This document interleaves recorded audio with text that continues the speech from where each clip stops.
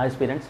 तो आज मैं अपने MCQ इंडियन पॉलिटी की MCQ सीरीज़ में नेक्स्ट वीडियो के साथ, जैसे कि मेरे रिसेंट के जो 2-3 वीडियोस रहे हैं इंडियन पॉलिटी पे MCQ पे, तो जैसे कि आपको पता है कि अभी हम लोग हिस्टोरिकल बैकग्राउंड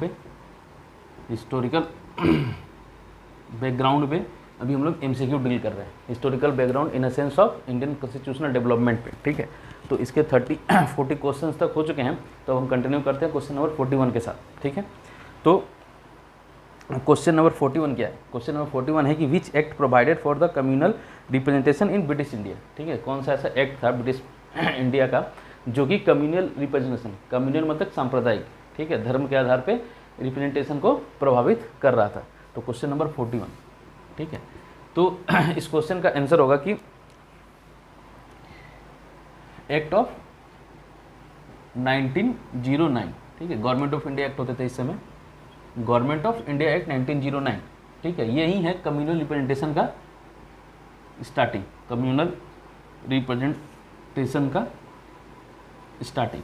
कम्युनल रिप्रेजेंटेशन का मीन्स हुआ कि अलग संप्रदायों के लिए अलग इलेक्टोरल सिस्टम, ठीक है। तो ये कम्युनल रिप्रेजेंटेशन हुआ और ये स्टार्ट हुआ था गवर्नमेंट ऑफ इंडिया 1909 से, ठीक है, जिसको फेमसली क्या बोलते हैं? मोर्ले मिंटो रिफॉर्म्स, ठीक है, जिसको अदरवाइज बोलते हैं हम लोग मोर्ले मिंटो रिफॉर्म्स, ठीक। तो अब इसमें हुआ क्या था कि इसमें कम्युनल रिप्रेजेंटेशन में क्या होता है कि मुस्लिम्स को अलग एक इलेक्टोरल सिस्टम दिया गया था, बिल्कुल अलग इलेक्टोरल सिस्टम का मतलब क्या है कि अलग से इनके जो प्रत्याशी होंगे, जो जितने भी लोग इलेक्शन के लिए उठेंगे, उनके जो वोटर्स होंगे, ठीक है, वो भी मुस्लिम्स होंगे और उनके बीच का जो सेलेक्ट होके आएंगे वो भी मुस्लिम्स होंगे। और ये जो जिस तरह से ये बिल्कुल इलेक्टोरल कोटेज जो तैयार की जाएगी वो जनसंख्या के आधार पर नहीं होगी, बल्कि उनके पॉलिटिकल उद्देश्यों को मद्देनजर रखते हुए ये की जाएगी, ठीक है।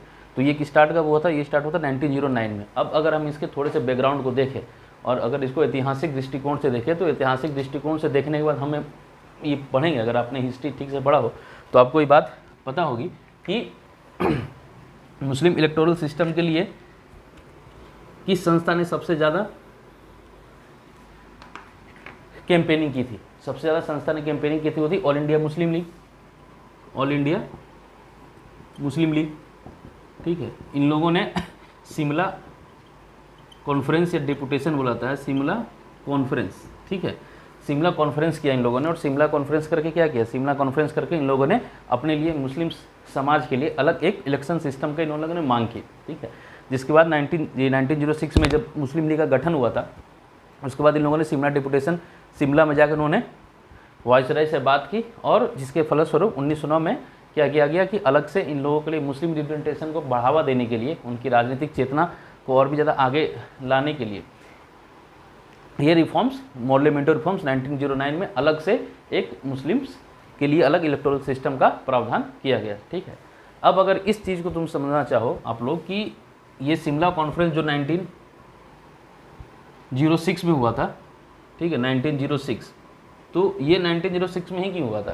क्योंकि जब अगर आप इतिहास को पढ़े तो जब अलीगढ़ मुस्लिम यूनिवर्सिटी बना, या फिर उसको इन शॉर्ट हम लोग क्या बोलते हैं कि अलीगढ़ मूवमेंट, जब अलीगढ़ मूवमेंट स्टार्ट हुआ तो उनमें एक राजनीतिक चेतना भी आनी स्टार्ट हो गई थी मुस्लिम समाज में, सर सैयद अहमद खां के नेतृत्व में, ठीक है। और जब से ही 1857 की क्रांति हुई उसके बाद से एक अंग्रेज़ों का एक हमेशा से ही सिद्धांत रहा है कि किस तरह से हिंदू मुस्लिम एकता को हमेशा खंडित की जाए, जिसके लिए उन्होंने सतत प्रयास किया 1857 की क्रांति के बाद। तो जब 1857 क्रांति के बाद जो उन्होंने प्रयास करना स्टार्ट किया, तो सबसे पहले क्या हुआ? सबसे पहले हिंदी एंड उर्दू कंट्रोवर्सी उन्होंने क्रिएट की। उन्होंने जानबूझ के क्या किया था उस समय ब्रिटिश ने, उन लोगों ने जानबूझ के उस समय क्या किया था कि इंग्लिश एंड उर्दू, इन लोगों ने इंग्लिश और उर्दू को ऑफिशियल लैंग्वेज बना दिया, ठीक है, हिंदी को ऑफिशियल लैंग्वेज बनाया नहीं, जिससे कि हिंदी समाज में एक असंतोष की भावना फैली। इसी तरह से सारे कंट्रोवर्सी चलते रहे। ये सारे कंट्रोवर्सी चलते चलते धीरे धीरे जितनी भी सेकुलर सोच थी उस सोसाइटी की, या फिर जिस तरह से हिंदू मुस्लिम एकता जो थी वो धीरे धीरे खत्म होने लगी, ठीक है। और वो चीज़ जब 1906 में यूके में क्या हुआ था, लिबरल पार्टी का सरकार बनी थी 1906 में। तो जैसे ही 1906 में लिबरल पार्टी की सरकार बनी यूके में, उसी समय मुस्लिम लीग क्योंकि उस समय मुस्लिम लीग था नहीं, उस समय ऑल इंडिया मुस्लिम कॉन्फ्रेंस था, ऑल इंडिया मोहम्मडन कॉन्फ्रेंस, जो कि सर सैयद अहमद खान ने बनाया था। ठीक है, तो उसका 1886 में उसकी गठन की गई थी और उसका 20वां सेशन था। तो 20वें सेशन में ही ऑल इंडिया मुस्लिम लीग की स्थापना की गई और क्या किया गया कि उन लोगों ने एक जाके बात किया वायसरॉय से कि उन्हें पता था कि अभी लिबरल गवर्नमेंट है, तो लिबरल गवर्नमेंट यूके में होने की वजह से उनकी मांग को मंजूरी मिल सकती। इसी कारण से उन लोगों ने 1906 में ही जाके ये बात की थी, 1906 में, और 1909 में फलस्वरूप ये एक्ट आया जिसमें मुस्लिम्स को अलग से दे दी गई, इलेक्शन लोग के लिए अलग एक इलेक्टोरल कॉटेज की व्यवस्था कर दी गई। ठीक है, ये रहा उसका हिस्टोरिकल, अगर ऐतिहासिक पृष्ठभूमि देखें तो ऐसा रहा है। अच्छा, क्वेश्चन नंबर 42 अब हम देखेंगे। क्वेश्चन नंबर 42, क्वेश्चन नंबर 42 क्या है कि Indian council act 1892 was introduce in British parliament by, कि जो इंडियन काउंसिल एक्ट 1892 था, 1892 जो इंडियन काउंसिल एक्ट 1892 एक्ट जो था 1892 का, उसको ब्रिटिश पार्लियामेंट में किसने इंट्रोड्यूस किया था? ये देखो, ये बहुत अच्छा क्वेश्चन है। ठीक है, इंडियन काउंसिल एक्ट 1892 को ब्रिटिश पार्लियामेंट में किसने इंट्रोड्यूस किया था? तो वो था रिचर्ड, उनका नाम था रिचर्ड क्रॉस। ठीक है, उनका नाम क्या था? Richard cross. ठीक, उनका नाम था रिचर्ड क्रॉस, जिन्होंने ये एक्ट को इंट्रोड्यूस किया था ब्रिटिश पार्लियामेंट में। ठीक है, ये रहा क्वेश्चन नंबर 42। अब आएगा क्वेश्चन नंबर 43। ठीक है, तो क्वेश्चन नंबर 43 क्या है? देखो, क्वेश्चन नंबर 43 है अंडर विच रिफॉर्म और act non official majority was introduce in provincial legislative council. अब ये पूछा जा रहा है कि किस एक्ट के द्वारा नॉन ऑफिशियल मेजोरिटी, देखो क्वेश्चन में एक टर्म है नॉन ऑफिशियल मेजोरिटी, ठीक है। अब इसका एक राजनीतिक टर्म है, पॉलिटिकल टर्म है, इसका मतलब क्या होगा? इस क्वेश्चन में देखो दो टर्म्स है जो आपको समझने पड़ेंगे। दूसरा क्या है? Provincial legislative council. ठीक है, दूसरा है प्रोविंशियल लेजिस्लेटिव काउंसिल। ठीक, ये क्या है? अब अगर जब हम क्रमश जो विकास हुआ है उसको हम देखें हमारे एडमिनिस्ट्रेटिव या फिर पूरे के पूरे एडमिनिस्ट्रेशन का, तो उसमें मैंने बताया था आपको, इससे पहले वाले जितने वीडियोस थे उसमें अगर आप देखें तो आपको ये बात पता चल जाएगी कि लेजिस्लेटिव काउंसिल दो थे। एक क्या था? एक इंपीरियल था जो कि पूरे के पूरे इंडिया के लिए था, या फिर उसको सेंट्रल भी बोलते थे। एक होता था सेंट्रल लेजिस्लेटिव काउंसिल, एक होता प्रोविंशियल लेजिस्लेटिव काउंसिल। ठीक है, अब अगर ब्रिटिश इंडिया को अगर अच्छे से समझो, ब्रिटिश इंडिया, तो ब्रिटिश इंडिया क्या था? ब्रिटिश इंडिया में तो प्रोविंसेस थे, ठीक, जो कि अंग्रेजों ने अपने अधीन कर लिए थे। इसके अलावा क्या थे? इसके अलावा प्रिंसली स्टेट्स थे जो कि राजा थे। जब 1858 के बाद ये डिसीजन ले लिया गया कि अब हम अपने सीमाओं का विस्तार नहीं करेंगे, तो उस समय जितनी रियासतें थी, ठीक है, उनको सब्सिडरी अलायंस अलग अलग तरीके से अपने साथ रख के, ठीक है, वो एक दो शासन की प्रणाली उन लोगों ने स्टार्ट की। इसके बाद पूरी की पूरी ब्रिटिश इंडिया थी वो क्या? प्रोविंसेस एंड प्रिंसली स्टेट में बढ़ गई। तो प्रोविंसेस लास्ट 11 प्रोविंसेस थे 1935 तक, और जो प्रिंसली स्टेट थे, जितनी देसी रियासतें थी, वो 600 के करीब थी।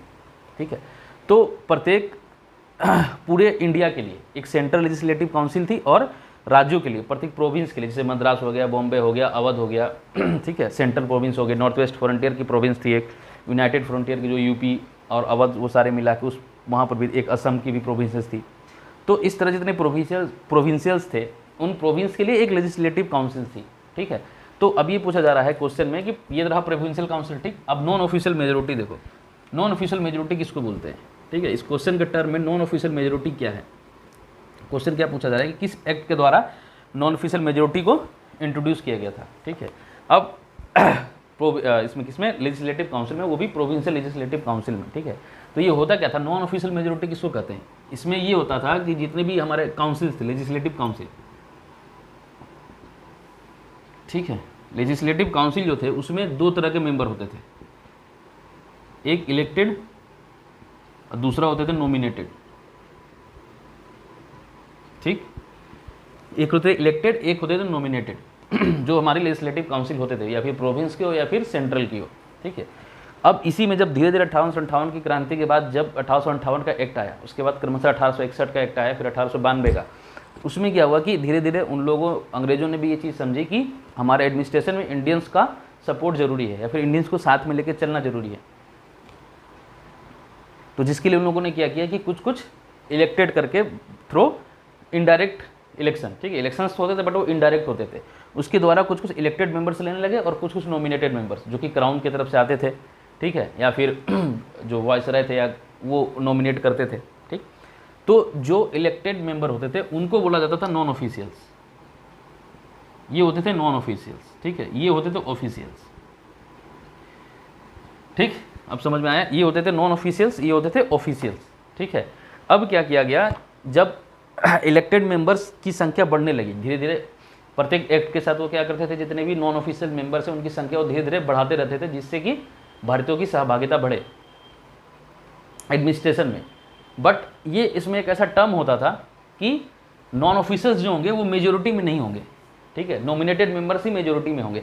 अगर मान लो कि प्रोविंशियल लेजिस्लेटिव काउंसिल, अगर प्रोविंशियल लेजिस्लेटिव काउंसिल है, इसमें अगर मान लो 20 सदस्य हैं, ठीक है, तो इसमें 11 और 9 का रेशियो एट लास्ट हो सकता है, मतलब 11 नॉमिनेटेड हो सकते हैं, 9 हो सकते हैं इलेक्टेड, मगर इलेक्टेड की संख्या कभी भी नॉमिनेटेड मेंबर से ज़्यादा नहीं होगी, ठीक है, ऐसे प्रोविजंस थे। बट 1909 के एक्ट में, ठीक है, 1909 का जो एक्ट था उसमें क्या किया गया कि ये प्रोविजंस में थोड़े से रिलैक्सेशन दिए गए थे, ठीक है। ये था वही गवर्नमेंट ऑफ, इसका आंसर होगा गवर्नमेंट ऑफ इंडिया एक्ट 1909।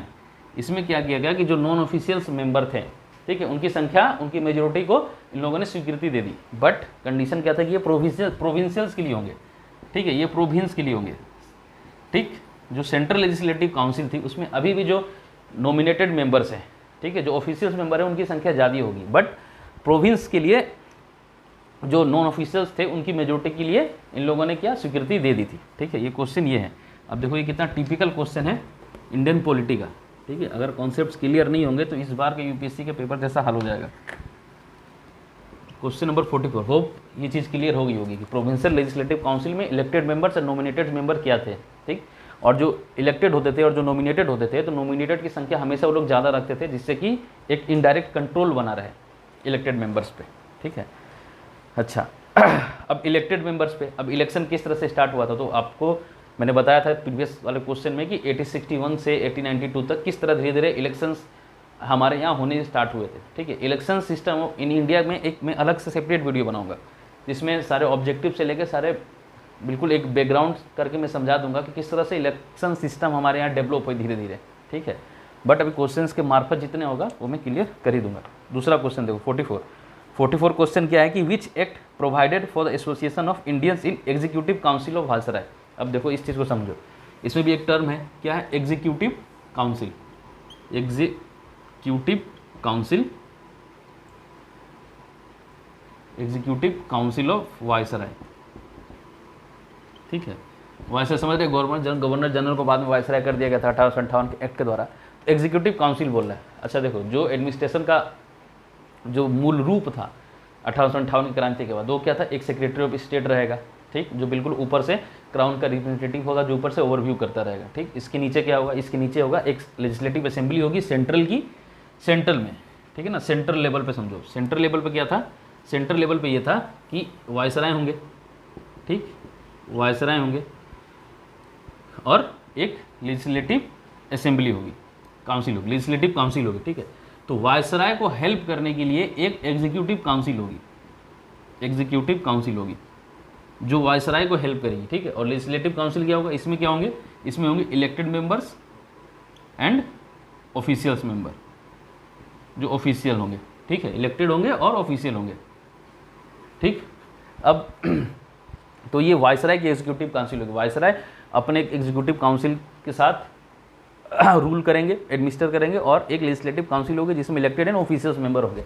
जब 1861 में जैसे पोर्टफोलियो सिस्टम धीरे धीरे जब इंट्रोड्यूस किया गया, तो पोर्टफोलियो सिस्टम इंट्रोड्यूस करने का मतलब ही क्या हुआ, वहाँ पे इलेक्टेड मेंबर्स को एक एक पोर्टफोलियो दे दिया गया था, ठीक है।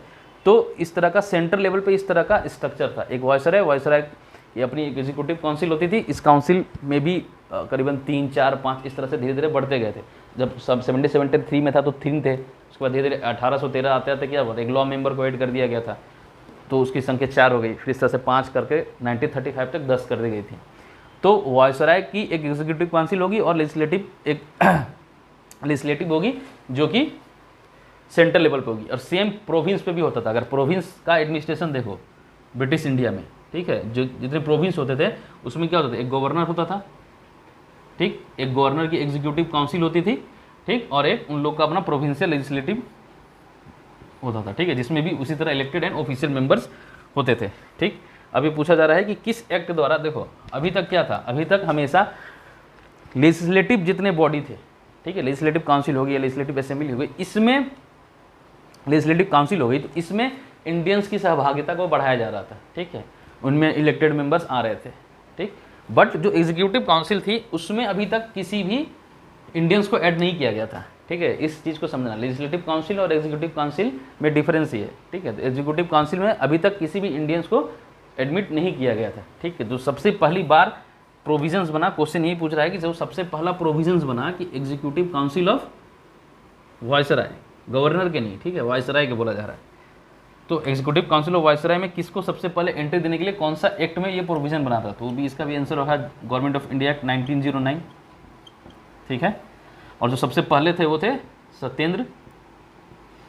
सत्येंद्र प्रसाद सिन्हा, ठीक है, ये सबसे पहले एग्जीक्यूटिव के मेंबर थे, लॉ मेंबर के, एज ए लॉ मेंबर, ठीक है, एज अ लॉ मेंबर इनको ऐड किया गया था, ये कलेक्टर थे बिहार के, ठीक है। तो गवर्नमेंट ऑफ इंडिया 1909 में ये प्रोविजंस बना था जिसमें गवर्नर के एग्जीक्यूटिव काउंसिल में किसी इंडियंस को अलाउ किया गया था। जो सबसे पहले इंडियंस थे वो थे Satyendra Prasad Sinha, as a law member वो ऐड हुए थे, ठीक है। ये क्वेश्चन 44। अब क्वेश्चन नंबर 45, ठीक, क्वेश्चन नंबर 45 क्या, देखो क्वेश्चन नंबर 45, क्वेश्चन नंबर 45 है, for the first time responsible governance word was used in which act, ठीक है। रिस्पॉन्सिबल गवर्नेंस के जो टर्म है इसको सबसे पहले किस एक्ट में यूज किया गया था, ठीक है। तो ये इस सबसे पहले एक्ट इसको यूज किया था गवर्नमेंट ऑफ इंडिया एक्ट 1919 में, ठीक है।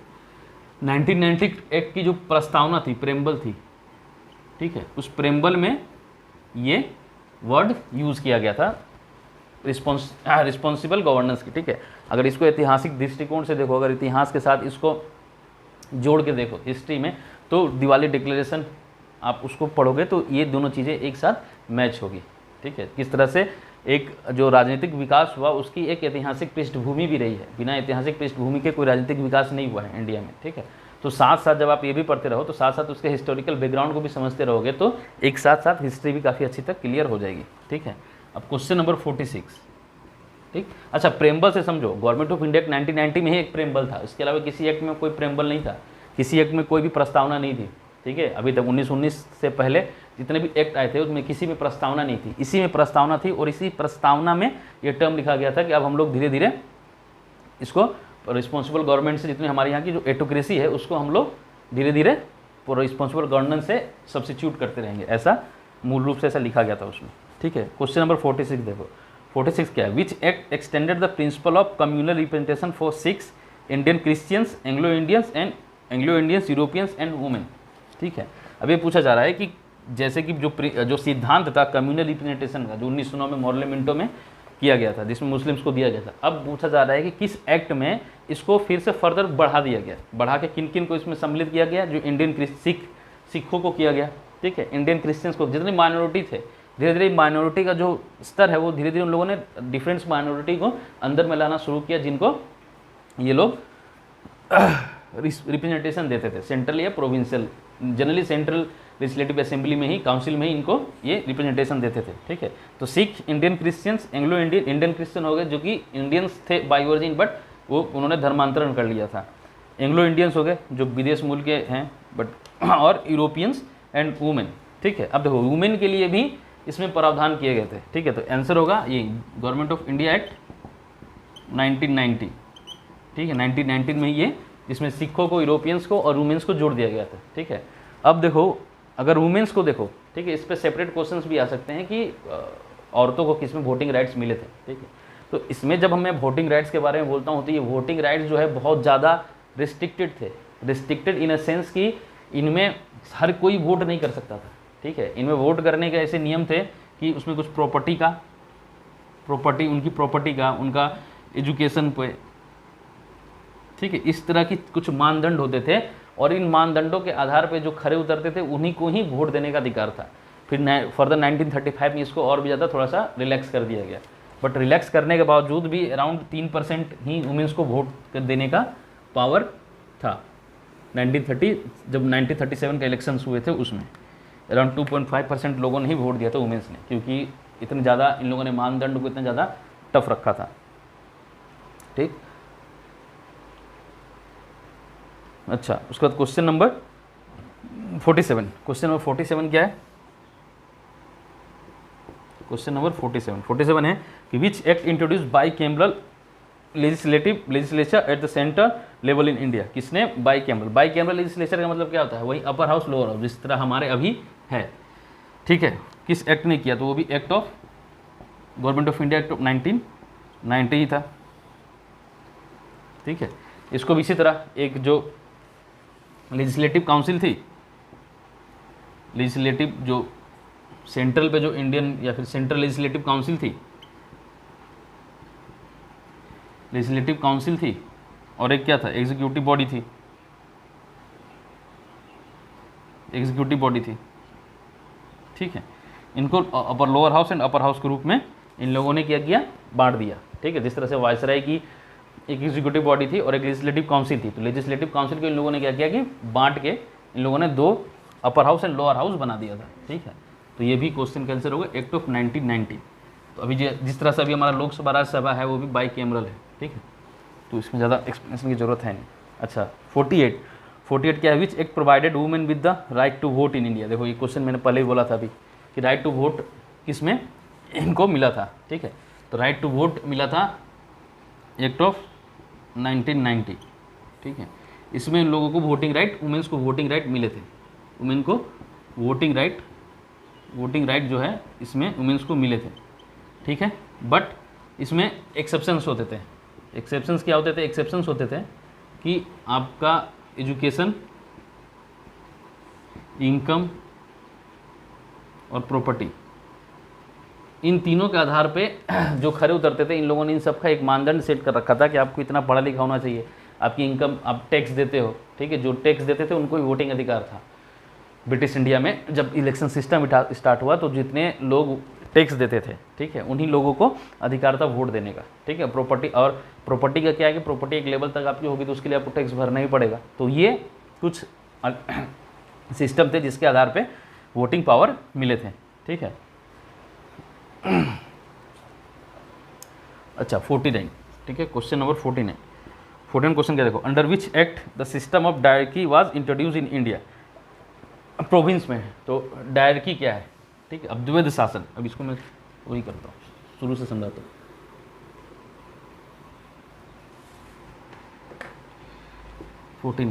ठीक है, डायरकी देखो, तो डायरार्की क्या है? जिसको हम लोग हिंदी में भी द्वैध शासन बोलते हैं। द्वैध शासन। ठीक है, द्वैध शासन। तो डायरकी क्या है? देखो, डायरकी का अगर तुमको एक टर्म डायरकी को समझाना हो, ठीक है, तो डायरकी इस तरह से समझो कि आप रूल तो करोगे मगर आपकी कोई अकाउंटेबिलिटी नहीं होगी। ठीक है, पूरा का पूरा पावर आपके पास होगा रूलिंग का, बट आपकी अकाउंटेबिलिटी कहीं नहीं होगी। जिस तरह से इलेक्टेड मेंबर्स जो होते थे, जो इलेक्टेड होके आए, जिन्होंने एक इलेक्शन के प्रोसेस को कंप्लीट किया, और जैसे हमारे अभी है, हमारे यहाँ देश में क्या है, अगर आप मेंबर ऑफ लोकसभा है तो वो क्या किसके प्रति रिस्पॉन्सिबल है? ठीक है, जब भी एमपीज़ हैं वो सारे के सारे रिस्पॉन्सिबल है टू द हाउस। ठीक है, टू द लोअर हाउस। अब स्टेट में भी देखोगे तो सारे के सारे रिस्पॉन्सिबल है, अकाउंटेबल है। जो सरकार है वो बिल्कुल अपने लोकसभा के लिए उत्तरदायी है, अपने डिसीजंस के लिए। बट डायरकी में क्या होता था? द्वैध शासन में, द्वैध शासन का मूल रूप ही ये था कि आपको एक्सट्रीम पावर दी जाएगी शासन की, आप बिल्कुल सब चीज़ों को एडमिनिस्टर करोगे, बट अकाउंटेबिलिटी आपकी नहीं होगी किसी के प्रति। ठीक है, इसी को छोटे सेंस में डायरकी इसी को कहा जाता था। अब अगर पॉलिटिकल टर्म में समझो कि डायरकी क्या है, तो पॉलिटिकल टर्म में डायरकी, अब ये चीज़ कैसे होगी? बिना अकाउंटेबिलिटी के आप रूल करो। ठीक है, इसके लिए ये लोग क्या करते थे? डायरकी के लिए ये सब्जेक्ट को ही 2 भाग में बांट देते थे, जिस सब्जेक्ट पे रूल करना है। जिस तरह से एक होता था ट्रांसफर्ड और एक हो जाता था रिजर्व्ड। ठीक है, ये 2 टर्म होते थे, ट्रांसफर्ड एंड रिजर्व। जिस तरह से अभी हमारी क्या है, अभी हमारे पास 3 लिस्ट हैं, आपको पता है शेड्यूल में आप देखो तो हमारे पास क्या है, एक फेडरल लिस्ट है जो केंद्र शासन के लिए, एक स्टेट की लिस्ट है और एक कंकरेंट लिस्ट है, जिसमें दोनों केंद्र और राज्य दोनों कानून बना सकते हैं। ठीक है, इसी तरह से उस समय भी इतने जो क्षेत्र थे तो उनको ये लोग 2 भागों में बांट देते थे। एक था होता था ट्रांसफर्ड और एक होता था रिजर्व। ठीक है, अब इसमें होता क्या था, देखो एडमिनिस्टर करना है गवर्नर को ही, इस चीज़ को अच्छे से समझना, ठीक है। प्रोविंस लेवल में बता रहा हूँ, क्योंकि 90 इसका आंसर होगा 49 का 1990 गवर्नमेंट ऑफ इंडियन एक्ट 1990। इसने डायरेक्टरी को प्रोविंस पे लागू कर दिया था, सेंटर पे नहीं। सेंटर पे लागू हुआ था 1935 में, ठीक है, बट स्टेट में इसने 1990 के एक्ट ने लागू कर दिया था, ठीक है। अब ये सिस्टम फंक्शन कैसे करता था समझो। अब देखो ट्रांसपोर्ट, ये दो तरह के सब्जेक्ट्स हो गए, ट्रांसपोर्ट एंड रिजर्व। जिस तरह से हमारे लिस्ट में सब्जेक्ट होते हैं, जैसे मान लो एजुकेशन हो गया, एग्रीकल्चर हो गया, लॉ एंड ऑर्डर हो गया, ठीक है, एक्साइज हो गया, पब्लिक वर्क हो गए। तो इस तरह से जितने एक लिस्ट है जिस पे एक गवर्नमेंट काम करती है, उसको ये लोग दो भागों में बांट देते थे। एक होता था ट्रांसपोर्ट, एक होता था रिजर्व, ठीक है। अब ये प्रोविंस के लेवल में देखो ये वर्क कैसे करता था। वर्क इस तरह से करता था कि एडमिनिस्टर करता था गवर्नर ही, ठीक है। जो प्रोविंस का जो गवर्नर है वही सोल अथॉरिटी है, एडमिनिस्ट्रेटर वही है, ठीक है। बट जब वो ट्रांसफर्ड टॉपिक्स पे, जितने ट्रांसफर्ड टॉपिक्स हैं, ठीक है, उस पर अगर कोई एक्ट बनाएगा, ट्रांसफर उस पर कोई कानून बनाएगा, तो वो किसके हेल्प से बनाएगा, वो हेल्प से बनाएगा मिनिस्टर्स के, जो कि इलेक्टेड मेंबर्स हैं, ठीक है, जो इलेक्टेड हैं, ठीक। अब ये जो इलेक्टेड मेंबर्स होते थे वो क्या है, प्रोविंशियल लेजिस्लेटिव काउंसिल के प्रति रिस्पॉन्सिबल है, क्योंकि वो इलेक्टेड होके आए हैं। अगर वो उनके प्रति अगर वो मिनिस्टर्स जो हैं, जो इलेक्टेड होके आए हैं, वो उत्तरदायी हैं, ठीक है। अगर वो नहीं होगा तो उनको हटा दिया जाएगा। हाउस के पास ही पावर है कि उनको हटा दिया जाए। उस समय के हाउस जो होते थे, लेजिस्लेटिव काउंसिल जो होती थी प्रोविंस की, उनके पास एक पावर होता था कि सीधे सीधे हटा दिया जाए, ठीक है। अभी तो एडमिनिस्ट्रेटिव और बहुत सारे डिसिप्लिनरी एक्शन लिया जाता है, कारण शोकोज होता है, बहुत सारे अभी हैं प्रोसीजर हैं, बट उस समय सीधे के सीधे हटा दिया जा सकता था। तो ये क्या, जो मिनिस्टर्स होते थे वो क्या रिस्पॉन्सिबल होते थे, यही है non official majority, non official member. तो अब जितने ट्रांसफर लिस्ट में जितने सब्जेक्ट हैं उस पर अगर कोई कानून बनाया जाता था, तो उसके कानून बनाने के लिए ये लोग क्या करते थे, ये अपना ट्रांसफर लिस्ट के लिए गवर्नर, इसमें सोल अथॉरिटी गवर्नर की होती थी, ठीक है। इस बात को ध्यान रखना, इसमें सोल अथॉरिटी मिनिस्टर्स की नहीं होती थी। मिनिस्टर एडवाइस कर सकता था गवर्नर को, but power, administration power governor के ही हाथ में था। इस चीज़ को अच्छे से समझना, ठीक है। ऑटोनॉमी, इतनी ज़्यादा ऑटोनॉमी नहीं थी इसमें, मिनिस्टर्स एडवाइस करेंगे बट फाइनल अथॉरिटी जो गवर्नर के पास ही होती थी, ठीक है। अब इस ट्रांसफर लिस्ट के जो सब्जेक्ट्स होते थे उस पर ये लोग अपना कुछ भी कर सकते थे। जिस तरह से मान लो ट्रांसफर लिस्ट के कुछ अगर सब्जेक्ट में बताऊँ तो हो गया हेल्थ हो गया, एक्साइज हो गया, पब्लिक वर्क, ठीक है। अब इन सब टॉपिक में मान लो अगर कानून बनाना है किसी प्रोविंस को, तो ये ट्रांसफर लिस्ट के सब्जेक्ट्स हैं, ट्रांसफर सब्जेक्ट्स है, तो इस पे गवर्नर ही फाइनल अथॉरिटी होगा, बट वो मिनिस्टर कंसर्न के साथ मिलके इस पे कानून बना देगा, ठीक है। और जो मिनिस्टर्स है वो उत्तरदायी हैं, अकाउंटेबल हैं अपने हाउस के प्रति, जिसकी वजह से ये क्या हो गई, ये एक रिस्पॉन्सिबल गवर्नमेंट हुई। बट जो रिजर्व्ड सब्जेक्ट होते थे, जो कि बिल्कुल रिजर्व्ड है, उन पे जब कानून बनाना होता था तो गवर्नर बनाता था अपने एग्जीक्यूटिव काउंसिल के साथ, ठीक है, अपने एग्जीक्यूटिव काउंसिल के मेंबर्स के साथ गवर्नर बनाता था। और जो एग्जीक्यूटिव काउंसिल जो होती थी गवर्नर की, वो क्या होते थे, नॉमिनेटेड मेंबर होते थे। तो नॉमिनेटेड मेंबर होने के कारण वो किसी के प्रति उत्तरदायी नहीं थे, वो नहीं हाउस के प्रति उत्तरदायी थे, नहीं ब्रिटिश इंडिया के प्रति उत्तरदायी थे, ठीक है। वो एक अगर उत्तरदायी सेंस लिया जाए तो वो ब्रिटिश क्राउन के प्रति रिस्पॉन्सिबल थे। बट हमारे यहाँ के जिन जनता के ऊपर वो शासन कर रहे हैं, उन जनता के लिए वो उत्तरदायी नहीं थे। तो रिजर्व लिस्ट के जितने सब्जेक्ट्स होते थे उन पे जब कोई कानून बनाना होता था, जिस तरह से मान लो रिजर्व लिस्ट के सब्जेक्ट कितने कैसे क्या हो गए, मान लो फाइनेंस हो गया, इरिगेशन हो गया, सिंचाई वगैरह, ठीक है। इस पे जो इस सब्जेक्ट पे जो बनाना होता था रूल, उस पे गवर्नर जो है एग्जीक्यूटिव काउंसिल के मेंबर्स के साथ मिलकर बनाता था, और इसके लिए वो किसी के प्रति उत्तरदायी नहीं था, ठीक है। तो ये होता है द्वैध शासन, दो तरफा शासन। एक शासन का एक हिस्सा जो कि रिस्पॉन्सिबल है, जो कि अकाउंटेबल है, बट शासन का दूसरा हिस्सा जिसमें कुछ प्रमुख चीज़ें होती थी, जैसे मान लो फाइनेंस सबसे प्रमुख चीज़ है। तो शासन का वो हिस्सा जो किसी के प्रति उत्तरदायी नहीं है, नहीं हाउस के प्रति, नहीं उन जनता के प्रति जिसके ऊपर वो शासन कर रहे हैं, ठीक है। तो ये हुआ फुल फॉर्म ऑफ डायरेक्टी, यही है द्वैध शासन, ठीक है। इस पे ही इस तरह के शासन ही ब्रिटिश इंडिया में बहुत ज़्यादा प्रचलित था। अब देखो इस चीज़ को अच्छे से समझना कि जो मैंने ये समझाया कि एक्चुअल रूल कर रहा है गवर्नर ही, ठीक है। इस टर्म को अच्छे से समझ लो कि जो रूल कर रहा है वो गवर्नर ही कर रहा है, ठीक है। गवर्नर के पास उसमें वीटो पावर्स होते थे, अध्यादेश जारी करने के भी पावर होते थे। तो और गवर्नर के लिए कोई भी बिल अगर पास हो रही है, मान लो कि कोई बिल ट्रांसफर सब्जेक्ट पे भी कोई बिल पास हो रहा है, तो उस पर भी फाइनल अथॉरिटी गवर्नर की ही होती थी। अगर गवर्नर चाहे तो उसको वीटो लगा सकता है, ठीक है। तो प्रोविंस में जब डायरेक्टरी वर्क करती थी वो इसी तरह से काम करती थी। इस चीज़ को समझना, जब फर्दर एक्ट्स में जब प्रोविंशियल ऑटोनॉमी की बात की जाएगी तो ये चीज़ किस तरह से बदल जाती है, अगर यहाँ पे नहीं समझोगे क्लियर तरीके से तो वहाँ पे जाके गड़बड़ हो जाएगा, ठीक है।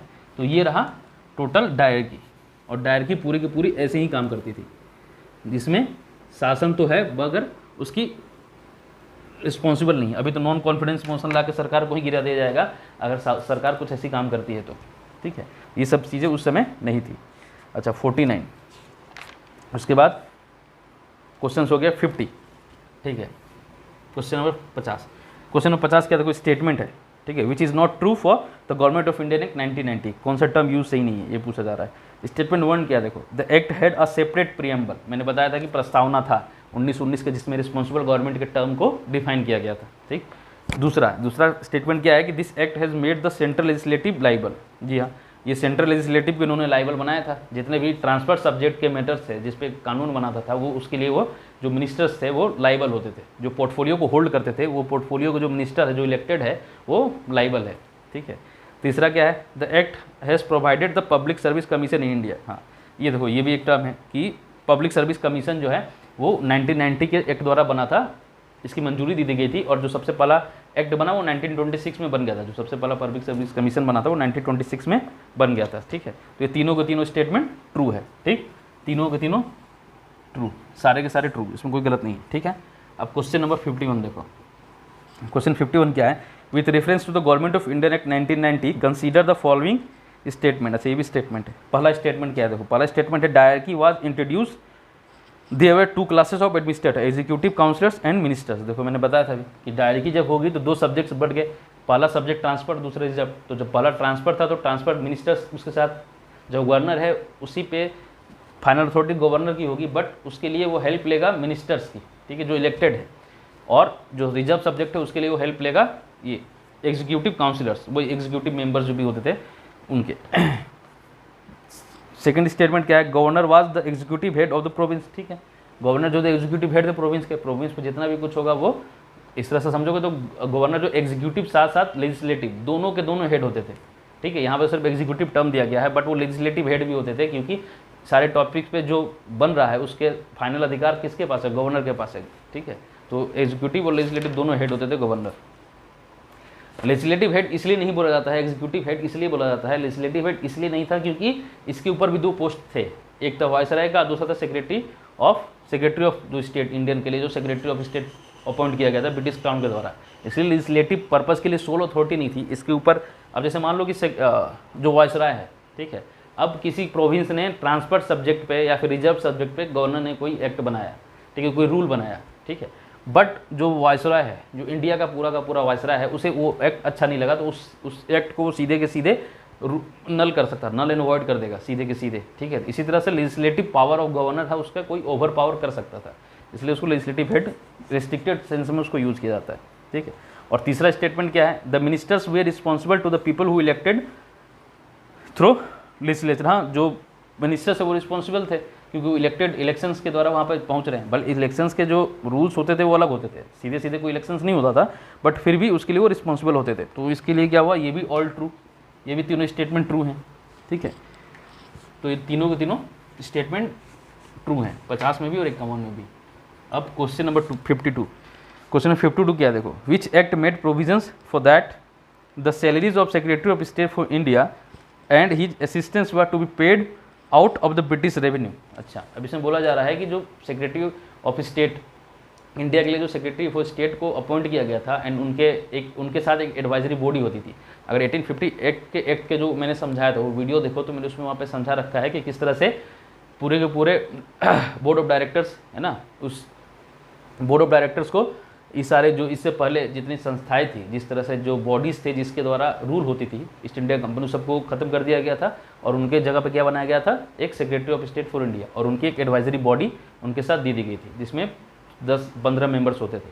तो अब क्या हुआ कि उस समय उनका जो पेमेंट होता था वो इंडियन रेवेन्यू से आता था, ठीक है, इंडियन रेवेन्यू से ही उनको पेमेंट किया जाता था। बट अब पूछा जा रहा है किस एक्ट के द्वारा ये कर दिया गया कि वो ब्रिटिश का जो रेवेन्यू होगा उससे उनको पेमेंट किया जाएगा, ठीक है। तो ये भी आंसर होगा गवर्नमेंट ऑफ इंडियन एक्ट 1919, ठीक है। इसमें ही ये बना दिया गया था कि उनको जो सैलरी मिलेगी उनको वो भी ब्रिटिश रेवेन्यू का हिस्सा होगी, ब्रिटिश रेवेन्यू से उनको मिलेगा, इंडियन रेवेन्यू से उनको नहीं मिलेगा, ठीक है। और क्वेश्चन नंबर 53, क्वेश्चन नंबर 53 क्या है, a high commission a high commissioner for India at London was appointed under which act. एक हाई कमीशन, जिस तरह से अभी एम्बेसीज होते हैं, है ना, सारे एम्बेसीज होते हैं, लेकिन बट बांग्लादेश के एम्बेसी को अभी भी हाई कमीशन ही बोला जाता है। बाकी सारे देश के जो भी एम्बेसीज हैं उनको एम्बेसी बोला जाता है, बट बांग्लादेश के हाई कमीशन बोला जाता है। ठीक है, तो उसमें पूछा जा रहा है कि किस एक्ट द्वारा हाई कमीशन को अपॉइंट किया गया था लंदन में। इंडिया हाई कमीशन को अपॉइंट कर दिया गया था लंदन में। ठीक है, तो वो अभी सेम होगा, सेम आंसर होगा, गवर्नमेंट ऑफ इंडिया एक्ट 1990। ठीक है, इसके द्वारा ही हाई कमीशन को अपॉइंट कर दिया गया था लंदन में, इंडियन हाई कमीशन को। अब क्वेश्चन नंबर 54, क्वेश्चन नंबर 54 क्या देखो, bye which act provincial budget is separated from the central budget. किस एक्ट द्वारा प्रोविंशियल बजट को सेंट्रल बजट से अलग कर दिया गया। अब हमें पता है कि डायरेक्टली किस एक्ट के द्वारा की गई थी, द्वैध शासन 1990 के एक्ट द्वारा। तो 1990 के एक्ट द्वारा ही किया हुआ, जब डायरेक्टली कर दी गई तो बजट को सेपरेट कर दिया गया। जो प्रोविंस के बजट था उसको प्रोविंस को दे दिया गया, और जो सेंट्रल बजट था वो सेंट्रल बजट सेंट्रल के हाथ में ही रहा। ठीक है, तो ये आंसर रहा। अब क्वेश्चन नंबर 55 नंबर क्वेश्चन क्या देखो, which act provided for the establishment of a public service commission. अच्छा, ये तो हो गया public service commission 55। Public service commission जो है वो गवर्नमेंट ऑफ इंडिया एक्ट 1990 के द्वारा एस्टेब्लिशमेंट का ऑर्डर दिए गए थे, और 1926 में पहला सेटअप हो चुका था। ठीक है, अच्छा अब क्वेश्चन नंबर 56, जो क्वेश्चन नंबर 56 क्या है, क्वेश्चन नंबर 56 है कि which act introduce provincial autonomy during British rule in India. अब देखो प्रोविंशियल ऑटोनॉमी, ठीक है, इस टर्म को समझो अब अच्छे से। जब क्वेश्चंस पूछे जाएंगे तो क्वेश्चन में इस चीज़ को कभी आपको एक्सप्लेन नहीं किया जाएगा कि क्या है। ठीक है, 56 क्या था, प्रोविंशियल ऑटोनॉमी। किस एक्ट के द्वारा प्रोविंशियल ऑटोनॉमी दी गई। प्रोविंशियल ऑटोनॉमी मतलब क्या, प्रोविंस को थोड़ी सी स्वायत्ता दी गई। ठीक है, प्रोविंस को थोड़ी सी स्वायत्ता दी गई, किस एक्ट के द्वारा। पहले तो मैं उसका आंसर बोल देता हूँ। ये एक्ट था गवर्नमेंट ऑफ इंडिया एक्ट 1935। ठीक है, 1935 के एक्ट के द्वारा प्रोविंशियल ऑटोनॉमी दे दी गई थी। ठीक है, अब ये प्रोविंशियल ऑटोनॉमी वर्क कैसे करती थी।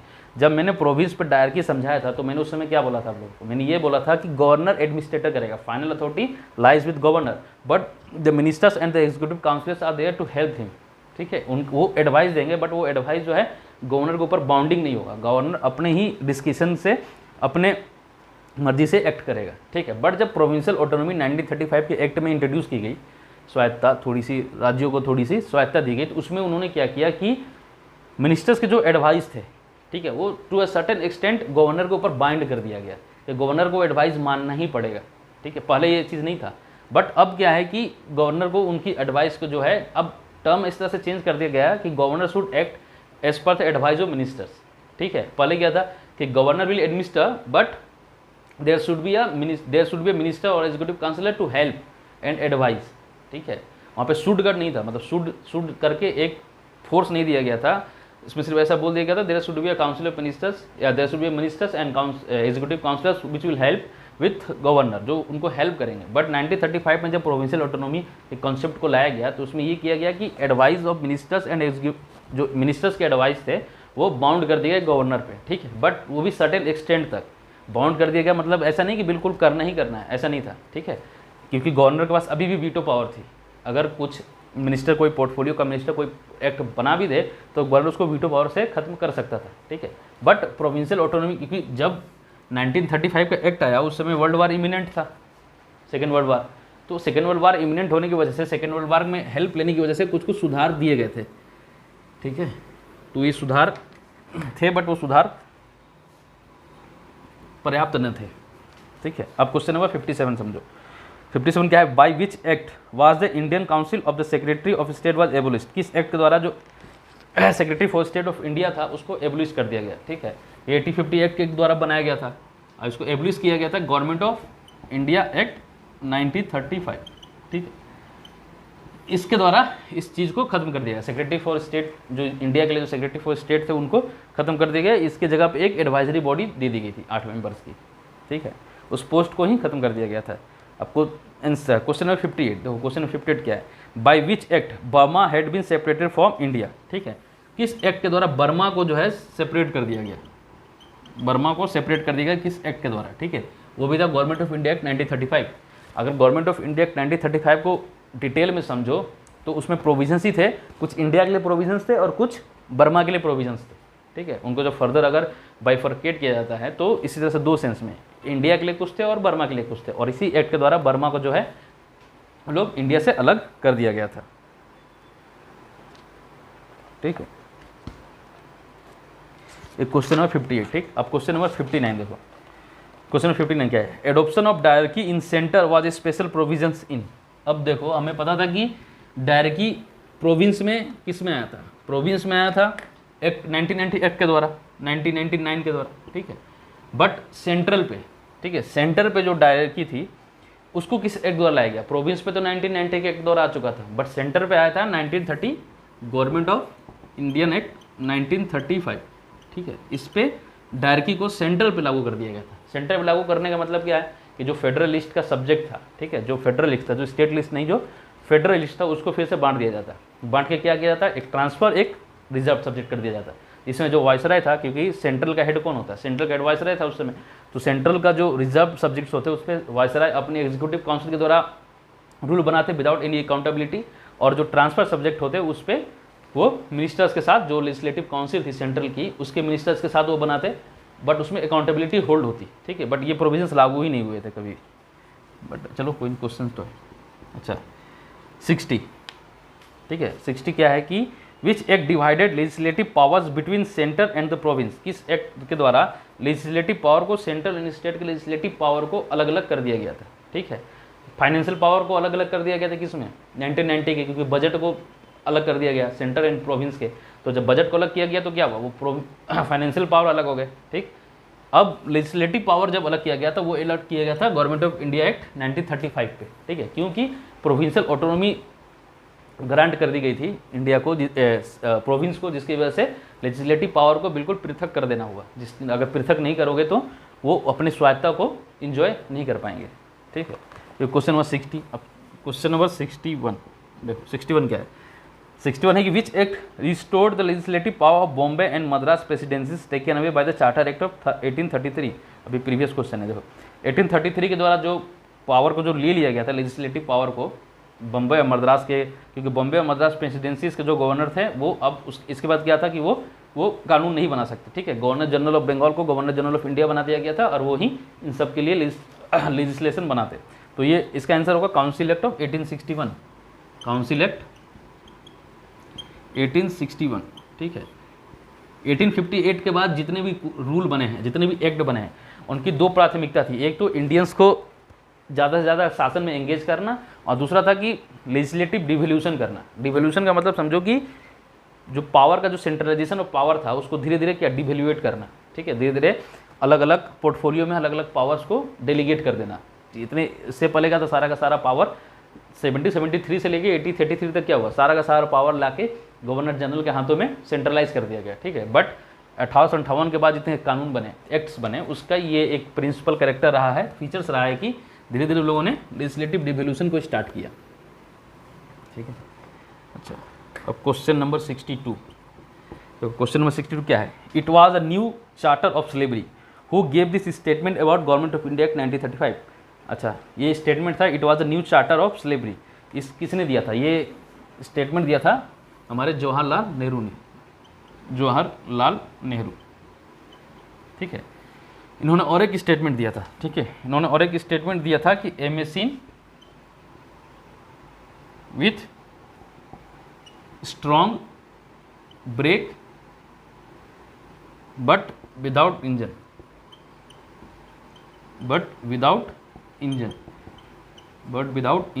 ठीक है, ये भी इन्होंने स्टेटमेंट दिया था, a machine with strong brake but without engine. ये भी इन्होंने स्टेटमेंट दिया था किसके लिए? गवर्नमेंट ऑफ इंडिया एक्ट 1935 के लिए। ये दो फेमस स्टेटमेंट्स हैं जो कि फेमस है, जो कि क्वेश्चन से पूछे जाते हैं। ठीक है, दो स्टेटमेंट्स थे। एक क्या था? It was a charter of slavery, और दूसरा था a machine with strong brakes but no engine या बट विदाउट इंजन। ठीक, ये दो स्टेटमेंट्स दिए थे जवाहरलाल नेहरू ने गवर्नमेंट ऑफ इंडिया एक्ट 1935 के लिए। ठीक, अब question number 63। Who was the viceroy of India during government of India act 1935? 1935 के दौरान इंडिया का वायसराय था, वो कौन था? वो था लॉर्ड वेलिंगटन। Lord Wellington. ठीक है, question number 64। Which act introduce the principle of constitutional autocracy? ठीक, अब देखो कॉन्स्टिट्यूशनल ऑटोक्रेसी का मतलब क्या होता है? ठीक है, 64। इसका भी आंसर होगा government of India act 1930, government of India act 1930 five, ठीक है, आंसर यही हो। बट इसमें एक टर्म है कॉन्स्टिट्यूशनल ऑटोक्रेसी, ठीक है, ये मैं समझाता हूँ। कॉन्स्टिट्यूशनल ऑटोक्रेसी किसको बोलते हैं? देखो, ऑटोक्रेसी का मतलब क्या हुआ कि कोई एक आदमी जो है शासन करेगा, तो वो एक आदमी जो है वो संविधान होगा। कॉन्स्टिट्यूशनल ऑटोक्रेसी का मतलब हो गया कि ऑटोक्रेसी तो होगी, कोई एक ही रूल करेगा, बट वो रूल करेगा कॉन्स्टिट्यूशन, ठीक है, संविधान प्रधान। जैसा डेमोक्रेटिक एंड रिपब्लिक, दोनों में अंतर होते हैं। जैसे ब्रिटिश रिपब्लिक है, हम डेमोक्रेटिक है, ठीक है, इनमें बहुत फाइन और थिन अंतर होता है, उसको समझना जरूरी है। तो कॉन्स्टिट्यूशनल ऑटोक्रेसी जो हुआ वो ये रहा कि संविधान ही सर्वोपरि है और संविधान ही रूल करेगा डेस्पोटिक तरीके से, ठीक है। जब कॉन्स्टिट्यूशनल ऑटोक्रेसी रहेगी तो कॉन्स्टिट्यूशन को चेंज करने के पावर्स जो है बहुत लिमिटेड रहेंगे उस समय में। जिस तरह अभी भी हम बोल सकते हैं कि हम भी संविधान द्वारा चालित हैं, मगर अभी कॉन्स्टिट्यूशनल ऑटोक्रेसी नहीं है, ठीक है, क्योंकि कॉन्स्टिट्यूशन को चेंज किया जा सकता है। उस समय जो था कॉन्स्टिट्यूशन को चेंज करना नामुमकिन था। अच्छा, question number 65, which act has a provision for all India federation? All India federation के लिए किस एक्ट में प्रोविजन था बोला गया है, ठीक है, तो वो भी होगा गवर्नमेंट ऑफ इंडिया एक्ट 1935। अच्छा, फेडरेशन क्या था समझो, फेडरेशन का मतलब क्या होता है? संघ, ठीक, फेडरेशन का मतलब हुआ संघ, फेडरेशन, ठीक है, फेडरेशन का मतलब हुआ संघ। ये कभी पावर में आया ही नहीं। ये प्रोविजंस तो बनाए गए थे एक्ट में, बट ये हुआ ही नहीं। क्यों? क्योंकि जो ब्रिटिश इंडिया था वो मैंने बताया था ब्रिटिश इंडिया प्रोविंस और प्रिंसली स्टेट से मिलकर बना था। तो प्रिंसली स्टेट जितने भी थे, देसी रियासतें थी, उन लोगों ने फेडरेशन के अंदर आने से साफ साफ मना कर दिया कि हम लोग फेडरेशन के अंदर नहीं आएंगे, ठीक है। फेडरेशन और यूनियन का मतलब यही होता है। फेडरेशन में क्या होता है? फेडरेशन और यूनियन में अंतर है। फेडरेशन में जब सब मिल के एक साथ एक क्या बोलते उसको डिसीजन के साथ एक यूनानिमस डिसीजन होता है, और उसके साथ सब कोई आपस में जुड़, जैसे कनाडा है, कनाडा एक फेडरेशन है, ठीक है, बट हम यूनियन है, हम फेडरेशन नहीं है। उसमें सारे राज्य पृथक पृथक हैं, उन लोगों ने ऐसा डिसीजन लिया कि हमें एक होकर हमें एक तरीके से चलना है। और यूनियन में होता है कि पल एक होता है, वो धीरे धीरे सबको मिला लेता है अपने अंदर। तो ये तो खैर चलो प्रैक्टिकल टर्म में रहा। तो फेडरेशन के लिए प्रोविजंस बने थे 1935 में, ठीक है, बट वो कभी एग्जिस्ट नहीं हुआ, कभी वो पावर में नहीं आया, ठीक। अच्छा, 66 क्वेश्चन क्या है? 66 है कि bye which act a federal court of India is created, ठीक है। अब अच्छा चलो आंसर सही है। फेडरल कोर्ट ऑफ इंडिया जो है क्रिएट किया गया था किस एक्ट के द्वारा? देखो, federal court of India create किया गया था गवर्नमेंट ऑफ इंडिया 1935 के द्वारा, ठीक। अब समझो, देखो पहले भी जब 1773 के एक्ट मैंने पढ़ाया था तो उसमें क्या बोला था? उसमें भी उसमें तो proper supreme court of India का नाम था, उसमें भी एक कोड बनाया गया था। तो जब ये फेडरल कोड बनाया गया, ठीक है, ये फेडरल कोड बनाया गया, ये जो फेडरल कोड था और जो सबसे पहले 1773 के एक्ट के द्वारा जो सुप्रीम कोर्ट बना था, उसमें क्या अंतर है? इसके अंतर को समझो। देखो, 1773 के एक्ट के द्वारा जो सुप्रीम कोर्ट बना था, उसकी जो पूरे का पूरा जरिस्डिक्शन था वो सिर्फ कलकत्ता तक ही महदूद था, ठीक है। बट ये जो फेडरल कोर्ट था, ये फेडरल कोर्ट किस चीज़ के लिए था? ये फेडरल कोर्ट था पूरे के पूरे इंडिया के लिए, ठीक। इसका जो पावर था पूरे के पूरे इंडिया के लिए। इसके अब जैसे मान लो कि जो 1773 का जो सुप्रीम कोर्ट था, अब उस समय क्या कलकत्ता तक था। अगर मान लो किसी मद्रास प्रेसिडेंसी में जितने भी लोकल कोर्ट्स थे, उससे ऊपर कोई अपील करेगा, ठीक है, तो वो उस समय के सुप्रीम कोर्ट पे नहीं कर सकता था, वो उसके बदले वो गवर्नर जनरल को करेगा, गवर्नर जनरल के एग्जीक्यूटिव काउंसिल को वो अपना अपील करेगा, ठीक है। बट इस फेडरल कोर्ट में क्या था? ये फेडरल कोर्ट में अगर आप प्रोविंस के जितने भी कोर्ट्स थे उससे ऊपर ये उनकी अपीलेट अथॉरिटी थी, ठीक है। इसमें इस वाले में वो अपीलेट अथॉरिटी नहीं थी। इसमें क्या था कि दो या दो से ज़्यादा प्रोविंस के जो झगड़े होते थे वो आप इस पे लाके फेडरल कोर्ट पे ला सकते हो। ये चीज़ इसमें सुप्रीम कोर्ट पे जो 1773 के एक्ट के द्वारा बना था उस पर ये चीज़ लागू नहीं होती थी, ठीक है। इसमें भी एक चीफ जस्टिस और 10 जजेस के प्रावधान किए गए थे, ठीक। तो ये रहा फेडरल कोर्ट और जो सुप्रीम कोर्ट बना था 1773 के द्वारा, उसमें ये मूलभूत अंतर थे। अच्छा, अब 67 देखो, the legal origin of reservation policy in India began with which act? अच्छा, लीगल ओरिजिन जो वैधानिक ओरिजिन है रिजर्वेशन पॉलिसी का, वो किस एक्ट के द्वारा स्टार्ट हुआ था? तो ये एक्ट के द्वारा स्टार्ट हुआ था गवर्नमेंट ऑफ इंडिया एक्ट 1990। ये क्या था? देखो, जो हमारा रिजर्वेशन सिस्टम क्या है? हमारा रिजर्वेशन सिस्टम है जो लोअर क्लास हिंदूज़ हैं उनके लिए कुछ पोस्ट रिजर्व करके रखना है कि उसमें वही सिर्फ आप उसी कैंडिडेट को ले सकते हैं। तो इसका लीगल ओरिजिन बताया जा रहा है, पूछा जा रहा है कि लीगल ओरिजिन क्या था? तो इसका लीगल ओरिजिन था 1919 में, ठीक है। और ये क्या था? ठीक, ये 1990 का एक्ट उसमें कैसे कौन से ऐसे प्रोविजंस थे कि हम उसे रिजर्वेशन पॉलिसी मान सकते हैं। देखो उसमें ये प्रोविजंस था कि जो सेंट्रल काउंसिल है, central legislative council,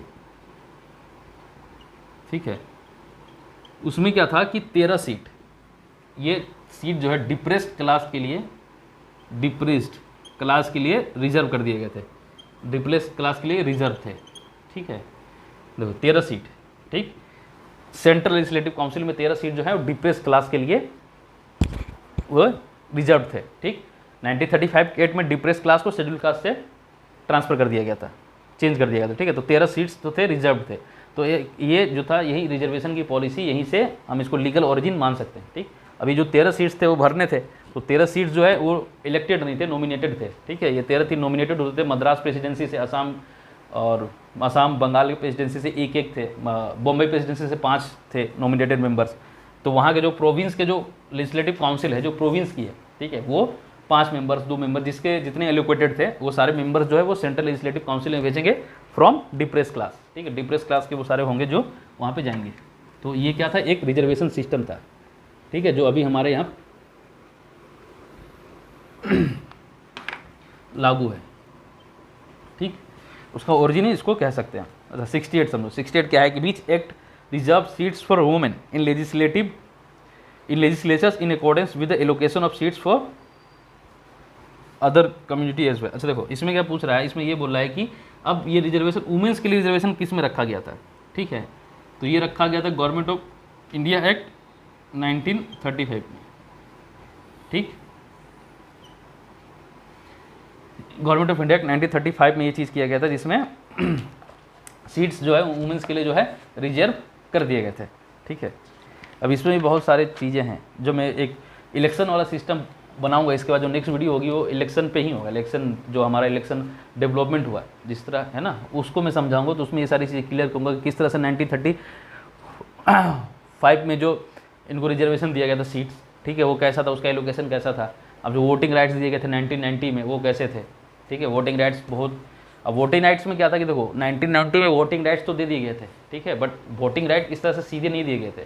voting rights के लिए ऐसा बोल दिया गया था कि प्रोविंस जो है वो डिसीजन लेंगे कि आपको जो वुमेन्स है उनको देना है इलेक्शन का, कि वो इलेक्शन में खड़े भी हो और वो वोट भी दे, आपको ये अधिकार देना है या नहीं देना है, ठीक है। ये उन लोगों ने क्या किया था, सेंट्रल ने जो एक्ट बना था वो प्रोविंस पे छोड़ दिया था। बट बाय टाइम ऑफ 1929 और 1930 तक सारे जितने भी स्टेट्स थे प्रोविंस थे, उन लोगों ने दे दिया था। और बहुत ज़्यादा तो प्रिंसली स्टेट्स में भी कुछ जगह पे इलेक्शंस के लिए उनको वो कर दिया गया था, अलाउ कर दिया गया था, ठीक है। अच्छा 68 हो गया, अब हो रहा है 69 क्या है, which was the chief architect of the government of India act 1935, ठीक है। अच्छा ये देखो ये इंपॉर्टेंट क्वेश्चन है, ये पूछा गया था यूपीपीसीएस में, ठीक है, कि चीफ आर्किटेक्ट कौन थे गवर्नमेंट ऑफ इंडिया एक्ट 1935 के, ठीक है। तो वो थे सर सैमुअल हॉर्स, ठीक है, सर सैमुअल हॉर्स, ये थे चीफ आर्किटेक्ट 1935 के एक्ट के, ठीक। इन्होंने उसकी पूरी की पूरी फ्रेमवर्क को तैयार किया था, सैमुअल हॉर्स, ठीक है। अब क्वेश्चन नंबर 70 देखो, क्वेश्चन नंबर 70 क्या है कि which act provided for the establishment of a reserve bank of India to control currency and credit.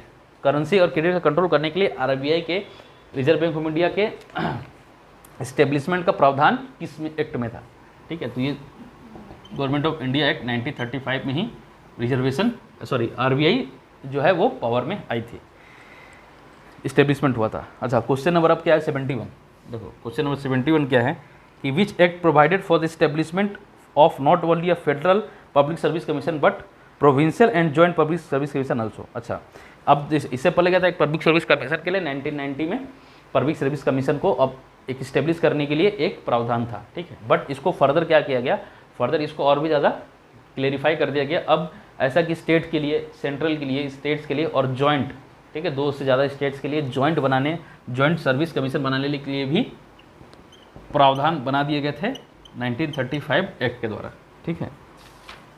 ये क्वेश्चन नंबर 71, ठीक। अब क्वेश्चन नंबर 72, ठीक है।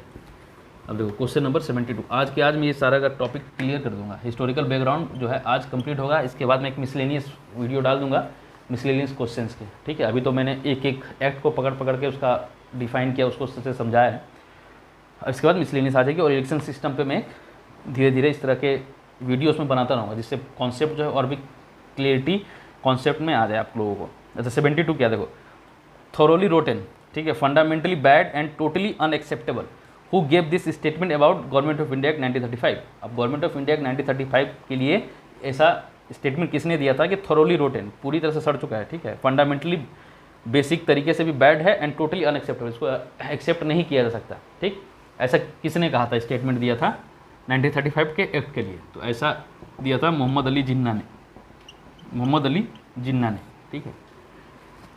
अब ये जो काल था, देखो जिन्ना का, अगर जिन्ना के तुम पॉलिटिकल हिस्ट्री को समझो तो 1930 के बाद से जिन्ना जो है बहुत ज़्यादा प्रोमिनिएंट हो गए थे, ठीक है। ब्रिटिश पार्लियामेंट में जिन्ना को लेकर बहुत ज़्यादा ही पॉजिटिव व्यूज़ थे, ठीक है। उस समय अगर मैं जब मुस्लिम लीग को मैं समझाऊंगा, जब हिस्ट्री का जब क्लासेस कराऊंगा मैं, किस तरह से एक मुस्लिम पॉलिटिकल चेतना जागृत हुई और टू नेशन थ्योरी किस तरह से एक्चुअल इन रोल प्ले किया गया, वो मैं जब समझाऊंगा तो मोहम्मद अली जिन्ना के स्टेटमेंटशिप को मैं समझाऊंगा कि कितना वो अच्छे एक पॉलिटिशियंस थे, है ना। मोहम्मद अली जिन्ना एक बहुत अच्छा पॉलिटिशियन थे, तो ये स्टेटमेंट उन्होंने मोहम्मद अली जिन्ना ने दिया था, ठीक। अच्छा 73 क्या देखो, which act introduce direct elections in India for the first time. Direct election, ठीक है, बिल्कुल सीधे सीधे इलेक्शन किस एक्ट के द्वारा लागू किया गया था, गवर्नमेंट ऑफ इंडिया एक्ट 1935, ठीक है। इसके बाद 1937 में इलेक्शंस हुए थे जिसमें कांग्रेस ने सरकार बनाई थी, 1939 में वो सरकार भी कांग्रेस ने छोड़ दी थी क्योंकि हमें वर्ल्ड वार में फोर्सफुली हमें डाल दिया गया था, इसलिए वो सरकार भी जो खत्म कर दी गई थी, ठीक है। 1935 में ही सबसे पहला इलेक्शंस के डायरेक्ट इलेक्शंस, ठीक है, उसको इंट्रोड्यूस किया गया था। बाय विच एक्ट, देखो 74, by which act Aden was separated from India and made into a crown colony. Aden क्या था, देखो एडन ये ना एक यमन का शहर है, ठीक है, यमन का एक शहर है जो भी ब्रिटिश के अंदर था उस समय, इसको भी इंडिया के अंदर ही रखा गया था, ठीक है। तो इसको बोला जा रहा है किस एक्ट के द्वारा अलग कर दिया गया था, तो इसको एक्ट 1935 के एक्ट के द्वारा, गवर्नमेंट ऑफ इंडिया एक्ट 1935, इसके द्वारा इसको भी अलग कर दिया गया था, ठीक है। और इसके अलावा सिंध को भी अलग कर दिया गया था, ठीक है, सिंध को भी एक अलग प्रोविंस बना दिया गया था, सिंध को और एडन को, ठीक है। गवर्नमेंट ऑफ इंडिया एक्ट 1935 में इन दोनों को अलग एक बना दिया गया था, एक प्रोविंस, ठीक है, कि उनका एडमिनिस्ट्रेशन जो हो वो अलग तरीके से हो, ठीक। अब क्वेश्चन नंबर 75, क्वेश्चन नंबर 75 देखो, क्वेश्चन नंबर 75 क्या है, अ फेडरल रेलवे अथॉरिटी, ठीक है ना, फेडरल मतलब एक सेंट्रल लेवल पे, federal railway authority was set up to control Indian railway wide which act, ठीक है, किस एक्ट के द्वारा एक फेडरल रेलवे बोर्ड की स्थापना की थी, अथॉरिटी की स्थापना की गई थी, किस एक्ट के द्वारा, ठीक है। तो वो भी एक्ट था गवर्नमेंट ऑफ इंडिया एक्ट 1935, इसके द्वारा ही ये चीज़ की गई थी, ठीक है, एक फेडरल रेलवे अथॉरिटी की स्थापना की गई थी, ठीक। तो ये क्वेश्चंस खत्म होते हैं, एमसीक्यूज जितने थे वो सारे खत्म हो गए, ठीक है, हिस्टोरिकल बैकग्राउंड पे, ठीक। इसके अलावा जो एक्ट रहता है वो 1947 का एक्ट है, ठीक है, इसके नेक्स्ट वीडियो में उसको भी मैं क्लियर कर दूंगा। अब इसके बाद जो वीडियोज़ आएगी वो पॉलिटी के फर्स्ट चैप्टर में मैंने एमसीक्यू कवर कर दिए और मैंने इसके जो सारे कॉन्सेप्ट्स थे उसको मैंने क्लियरिफाई कर दिया बिल्कुल कि किस तरह से इन कॉन्सेप्ट्स का मतलब क्या रहा है, ठीक है। अब इसके बाद एक मिसलेनियस में डाल दूंगा इसके लिए वीडियो, ठीक, और 1947 के एक्ट पे भी मैं एक वीडियो बना दूंगा, ठीक है। इसके बाद अब जो है नेक्स्ट चैप्टर हम कवर करेंगे इंडियन पॉलिटी के। तो जिस तरह से मैंने बोला था कि इंडियन पॉलिटी के सारे चैप्टर जो है मैं इसी तरह से कवर करूँगा, एमसीक्यू कराऊंगा और एमसीक्यू में सारे कॉन्सेप्ट को मैं क्लियर कराता जाऊँगा, ठीक है। तो तब तक के लिए बाय।